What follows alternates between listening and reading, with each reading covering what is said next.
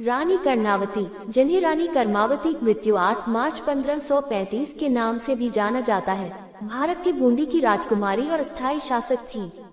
उनका विवाह मेवाड़ के राणा सांगा से हुआ था। वह अगले दो राणाओं, राणा विक्रमादित्य और राणा उदय सिंह की मां और महाराणा प्रताप की दादी थी। उन्होंने अपने बेटे के अल्पवयस्क होने के दौरान 1527 से 1533 तक रीजेंट के रूप में कार्य किया।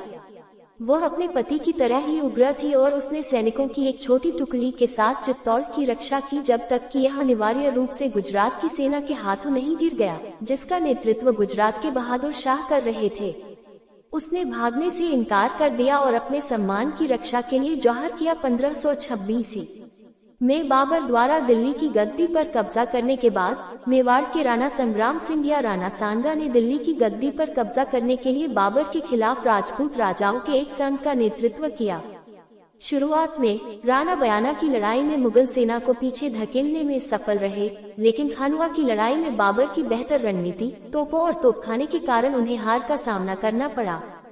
कर्णावती ने अपने बड़े बेटे विक्रमादित्य के नाम पर शासन संभाला, जो एक कमजोर शासक था।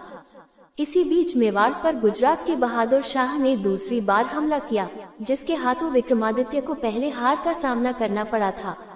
ये रानी के लिए बहुत चिंता की बात थी। विरोधी सरदार विक्रमादित्य के लिए लड़ने को तैयार नहीं थे और आसन्न युद्ध निश्चित रूप से सिसोदिया के इतिहास में एक और धब्बा था।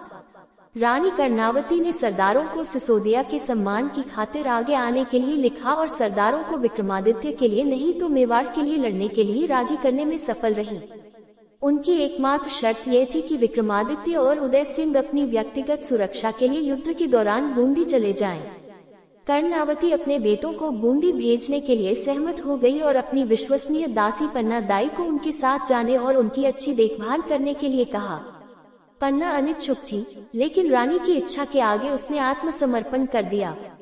सिसोदिया ने बहादुरी से लड़ाई लड़ी थी, लेकिन वे संख्या में कम थे और युद्ध हार गए।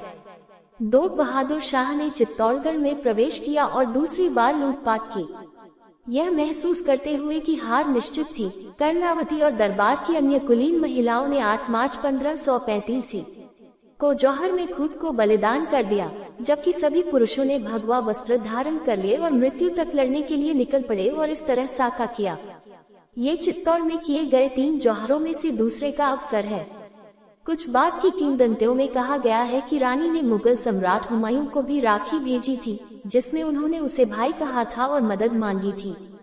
इस प्रकार उनका नाम रक्षा बंधन के त्योहार से हमेशा के लिए जुड़ गया। हालांकि अधिकांश समकालीन लेखकों द्वारा इसका समर्थन नहीं किया। मुगल सम्राट हुमायूं और राजपूत रानी कर्णावती की ये कहानी शुद्ध भाई बहन के प्यार का प्रतीक है। राखी सिर्फ धागा नहीं है, बल्कि भाई और बहन के बीच भावनात्मक जुड़ाव है। मध्यकालीन युग में राजपूत व मुस्लिमों के बीच संघर्ष चल रहा था।